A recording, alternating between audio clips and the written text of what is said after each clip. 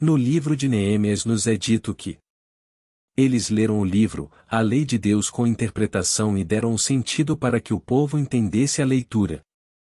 Eu gostaria que isso fosse verdade para os pregadores de hoje, mas infelizmente eles erroneamente tomaram personificações como pessoas e o primeiro sentido grosseiro como o sentido último pretendido.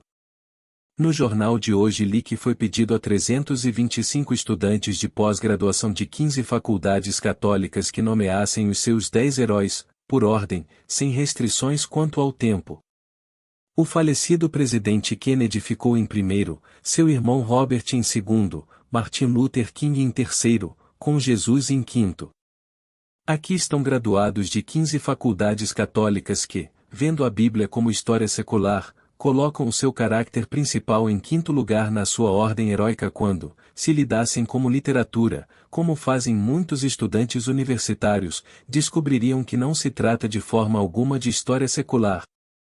No pensamento bíblico, um nome não é um mero rótulo de identificação, mas uma expressão da natureza essencial do seu portador.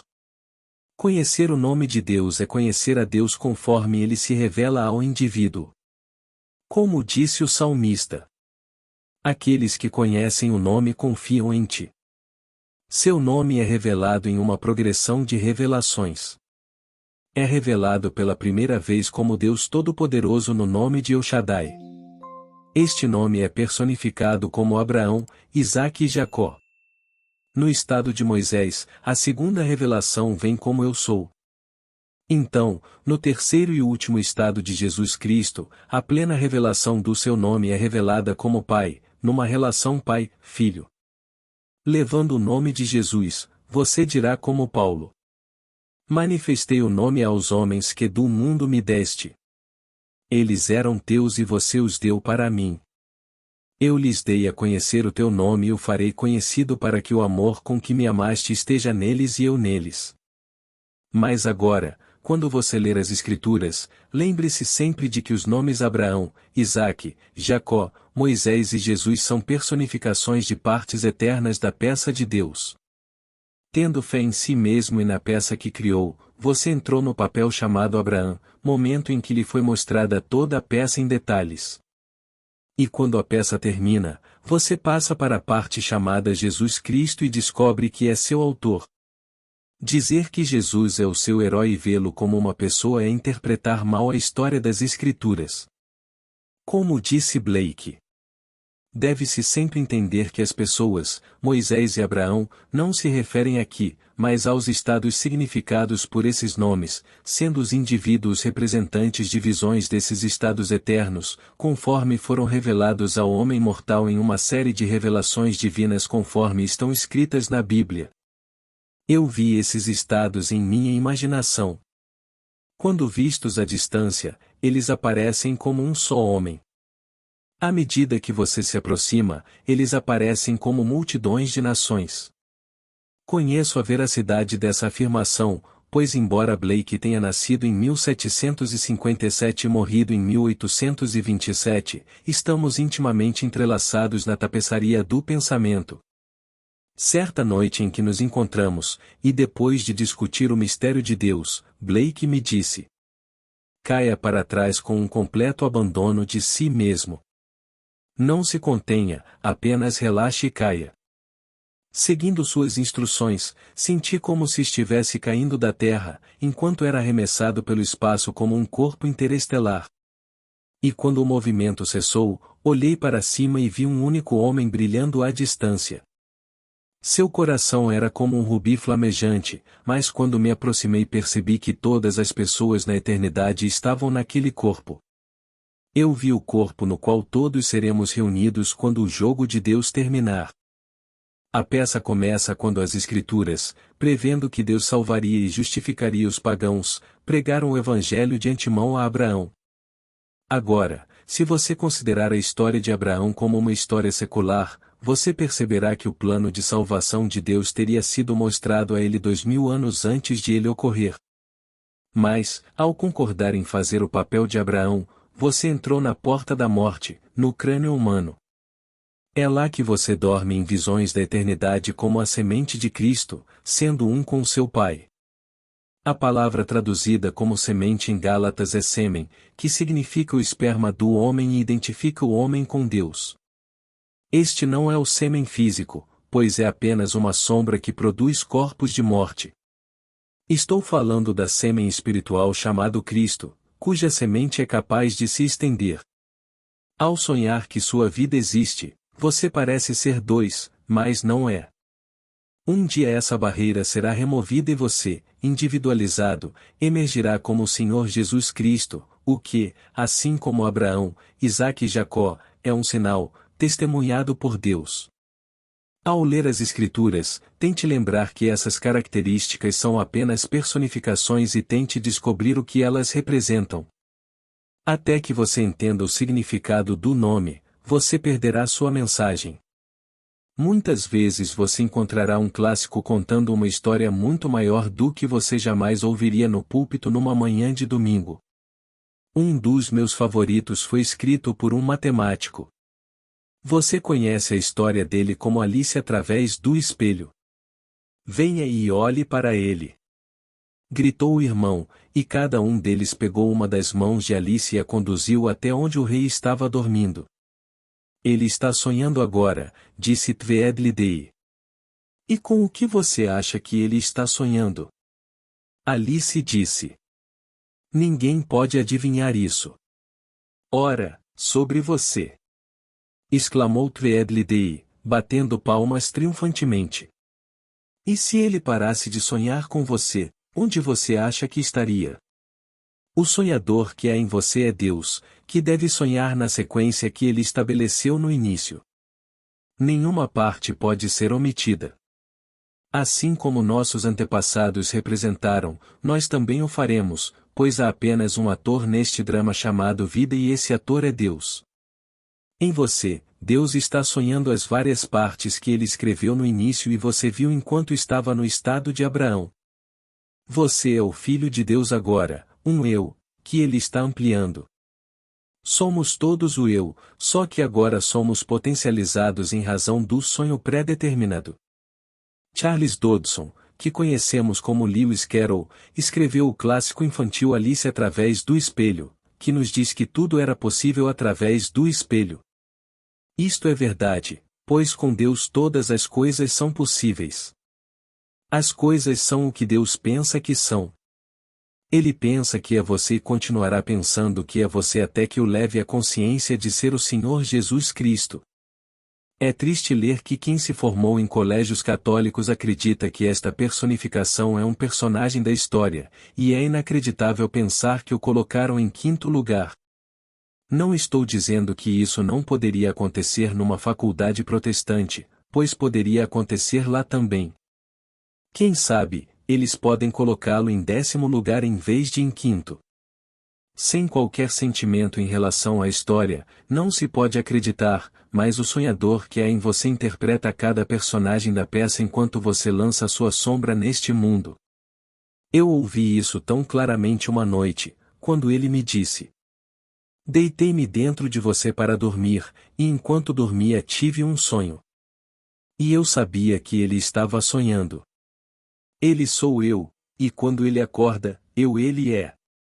Agora, neste mundo sombrio você deve aprender a imitá-lo. Se ele sonhou que você existisse e está sonhando com você através de todas as suas experiências mundanas, você pode começar a modificar algumas delas, imitando e sonhando seu próprio sonho particular. Como seria a sensação se o seu desejo fosse verdadeiro? Sei por experiência própria que isso acontecerá e quero encorajar todos a tentarem. Comece esta noite. Sinta-se em seu estado de consciência desejado. O que você sentiria se o mundo refletisse seu desejo agora? Encorajo você a usar o sentimento, assim como Isaque fez em sua história. Como Isaque, você não pode ver o seu desejo como objetivo para si mesmo. É Jacó, de pele lisa e sem realidade externa, enquanto este mundo objetivo é Esaú. Você deve revestir Jacó com qualidades externas tais que ele lhe pareça objetivamente real. O tato tem um senso fantástico de realidade, então, através do tato e do olfato, Isaque deu a Jacó o direito de nascer, Sei que quando estou fora deste corpo estou acordado, e quando toco alguém ali, essa pessoa é solidamente real. Posso ouvir suas vozes e ver seus rostos, e quando os toco minha mão não passa por seus corpos, pois o mundo, naquele momento, é tão real quanto este. Aprenda a se libertar daquilo que o mundo acredita ser a única realidade. Sinta-se tocando um amigo ou parente que você conhece bem e ama, e você também saberá por experiência própria que ninguém morre para deixar de existir. Não importa quão sábios o padre e o rabino possam ser, eles não estiveram onde você esteve e, portanto, não podem saber o que você sabe. Eles estão teorizando e você estará falando por experiência própria. Entrei em outros mundos e eles são tão reais para mim quanto esta sala é agora, e as pessoas lá são tão sólidas ao meu toque quanto este púlpito é agora. Neste momento esta sala é real para mim porque estou nela. Mas quando estou nesses outros mundos, eles são mais reais do que este quarto ou a minha casa em Beverly Hills, onde passo a maior parte das minhas horas de vigília. Voltemos agora ao sentido do tato. Pense em algo que você tocaria se o seu desejo fosse objetivamente real. O dinheiro, por exemplo, pode ser tocado e até tem odor. Esses são os sentidos que Isaac usou. Quando Jacó se aproximou, Isaac tocou-o e disse: Você se sente como meu filho Esaú e tem o cheiro dele. Então ele abençoou Jacó e, estranhamente, quando Isaac descobriu que estava enganado, não conseguiu reverter sua bênção. Tal como Isaac, através da sensação de sentimento você põe em movimento aquilo que o sentimento implica, e no seu devido tempo ele irá confrontá-lo. Você pode não reconhecer sua própria colheita e se perguntar quando teria plantado tal semente, ou mais você tinha que ter feito isso ou não poderia acontecer, pois Deus é a sua consciência, sonhando tudo em seu mundo. Ele é a realidade por trás de sua aparência. Então, quando você abrir a Bíblia no futuro e se deparar com o glorioso nome Jesus, pare de pensar em um indivíduo que nasceu de uma maneira estranha há 2000 anos, e pense nele como o representante de todos os que alcançaram o clímax do jogo, pois todos que alcançaram o fim são reunidos naquele corpo que é personificado como o Senhor Jesus Cristo. Agora, é a semente de Cristo que é o Filho de Deus que ressuscita. Ouça as palavras do capítulo 3 de Gálatas. A promessa foi feita a Abraão e à sua descendência, que é Cristo. Você notará que a semente do mundo é singular, não plural. Aqui descobrimos que a semente é uma com aquele que fez a promessa. Entrando na parte chamada Moisés, foi-lhe dito que você iria para uma terra estrangeira onde seria escravizado e sofreria por 400 anos. Então você sairia 100 vezes maior do que era antes da peça começar. Esse é o propósito da peça. Entramos nas portas da morte com a semente de Cristo, para nos deitarmos em nosso túmulo e termos visões da eternidade. Isso nós estamos fazendo. Estas visões eternas, e estados eternos, são partes da peça. Se você deixar um papel, outro poderá entrar nele ou você poderá retornar para interpretá-lo novamente, pois você viaja através dos estados como um viajante no tempo e se move de um estado para outro até chegar ao estado final chamado Jesus Cristo. Quando você entra nesse estado, você acorda em seu túmulo e sai pelo portão de seu pai. Olhando para trás você vê seu corpo, que é a roupa de linho que sua mãe terrena teceu para você. Tudo o que está registrado sobre Jesus é um sinal. Quando você experimentar esses sinais, eles não serão uma teia tênue, mas uma realidade sólida. A Bíblia é uma alegoria cujos personagens fictícios têm significado, mas o homem, infelizmente, confundiu as personificações com pessoas e o instrumento que transmitiu a instrução com a instrução. Acredite em mim, pois o que estou lhe dizendo é verdade. Eu também pensei que se tratava de personagens históricos que viveram há milhares de anos, mas não o fizeram. São personagens de uma peça que foi concebida na mente divina e não são de composição humana. A peça tem origem divina e, ao experimentá-la, você testemunhará a sua divindade. De tempos em tempos, pessoas são chamadas e enviadas para serem testemunhas. Eles são conhecidos como apóstolos. Um apóstolo é primeiro chamado deste mundo para entrar no mundo celestial, onde é comissionado e enviado. Voltando à mesma roupa que deixou na cama ou na cadeira, ele fica extremamente impressionado com o que experimentou. A partir desse momento ele não pode apenas pregar a verdade do Evangelho, mas é uma testemunha dele, pois conhece a diferença entre o significado e o sinal. Isaías nos diz: o próprio Senhor vos dará um sinal. Uma jovem conceberá e dará à luz um filho e chamará seu nome Emanuel, que significa Deus conosco. Isto é verdade, pois Deus está com cada criança nascida de uma concepção regular de mulher. Ele é sua respiração, sua consciência. A semente de Cristo também está lá, aguardando a fecundação em determinado momento. E quando chega a hora, o próprio indivíduo sai de si mesmo para encontrar sinais que testemunhem a expansão de Deus. Seu nascimento do alto é uma experiência espiritual, assim como seu filho Davi, sua ascensão e o próprio Espírito descendo sobre você para sufocá-lo com amor, pois Deus é Espírito. Quando Deus nasce, você nasce como Deus, embora deva continuar em seu estado limitado até tirar sua vestimenta de carne e sangue pela última vez. Espero que você esteja lendo a Bíblia diariamente. Não encontro nenhum livro comparável a ele. Mas você não obterá nada com a leitura, a menos que a leia através dos olhos do místico. Leve minhas experiências com você enquanto lê, e então você saberá quem são Jesus, Abraão e Isaque. O nome Isaque significa ele ri. Isaque era o filho prometido de Abraão. Ele é o sinal que os pastores foram instruídos a encontrar quando criança, envolto em panos. Você verá este sinal e, ao pegar aquela criança nos braços, ela ri. A palavra Moisés significa nascer. Moisés não poderia entrar na terra prometida porque ainda não havia nascido. É Moisés quem o conduz até aquele ser que é você mesmo. Eu vi aquele ser e sei que ele contém o universo inteiro. À distância ele parecia um só homem, mas quando me aproximei vi que ele continha uma multidão de nações, raças e pessoas. Agora sei que tudo o que vejo, embora pareça sem ele, está dentro da minha imaginação, da qual este mundo da mortalidade é apenas uma sombra. Na verdade, o mundo nada mais é do que você mesmo sendo empurrado para fora. E no final você descobre que é aquele homem que contém a eternidade, aquele que é chamado de Senhor Jesus Cristo. Eu gostaria de poder convencer a todos de que existe apenas um verdadeiro Evangelho de Cristo.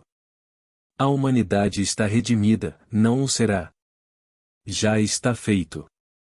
Se você ainda não chegou lá, não significa que não vai chegar lá. Nada pode impedi-lo de chegar ao seu destino e viver a experiência, porque o drama acabou. Isso foi realizado. Cristo ressuscitou, então a humanidade já está redimida e ninguém pode se perder. Somos informados de que o Senhor endureceu o coração do faraó. Se o Senhor fez isso, o faraó teve que fazer o que fez, pois faz parte da peça. Até certo ponto, você não consegue entender e, como Jó, desejará amaldiçoar a Deus e morrer, mas Jó é a sua história. Como um ser inocente, você foi colocado no inferno pela vontade de Deus, como lhe foi dito no capítulo 42 de Jó. Seus amigos vieram e o consolaram de todo o mal que o Senhor Deus havia trazido sobre ele. Ninguém mais causou sua tristeza. O sonhador se coloca no inferno por causa de seus sonhos ignóbeis, e esse sonhador é Deus. Agora que você está chegando ao fim, aprenda a alterar a peça. Faça com que o seu mundo se adapte aos seus adoráveis conceitos, da mesma forma que o Pai sonha que a sua vida exista. Embora vocês pareçam ser dois, quando ele os levar ao clímax, vocês serão um só.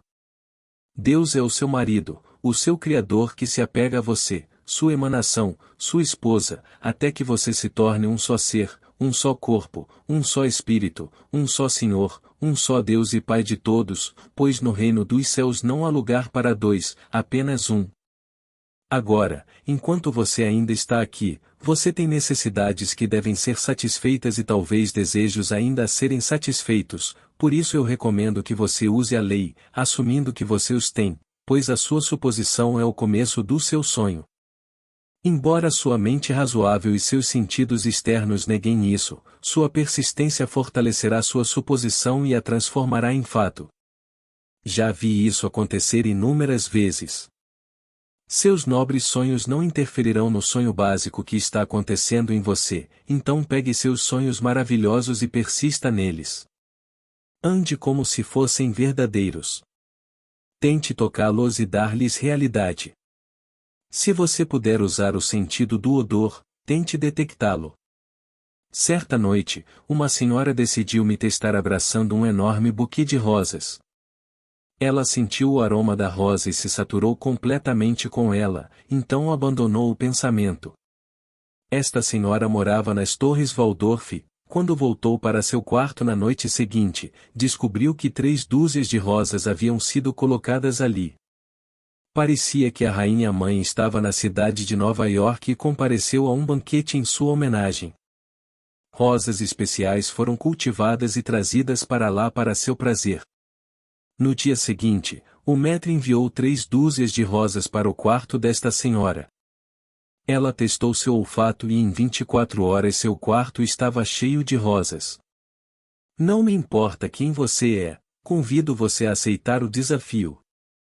No capítulo 13 de 2 Coríntios esta pergunta é feita a você. Teste a si mesmo e veja. Você não percebe que Jesus Cristo está em você? A menos, é claro, que você não consiga passar no teste. Teste o poder e a sabedoria de Deus, pois envolto em amor você está testando a semente de Cristo dentro de você. Você pode pegar qualquer coisa e testar esse poder. Faça isso apenas por diversão. Segure uma rosa de haste longa em sua mão. Toque suas pétalas aveludadas e sinta seu aroma celestial. Faça uma promessa a si mesmo de que viverá de acordo com sua imaginação, pois Deus prometeu que você pode assumir um estado e isso se tornará um fato em suas palavras. Tudo o que você deseja, acredite que você recebeu e você receberá. Não pode ser afirmado de forma mais clara do que isso. Estas são as palavras de um homem desperto que é Deus, pois todo homem que desperta em Jesus Cristo é Deus, aquele que se estende para sempre. Então, quando você souber o que quer, construa uma cena que implique que você o tem.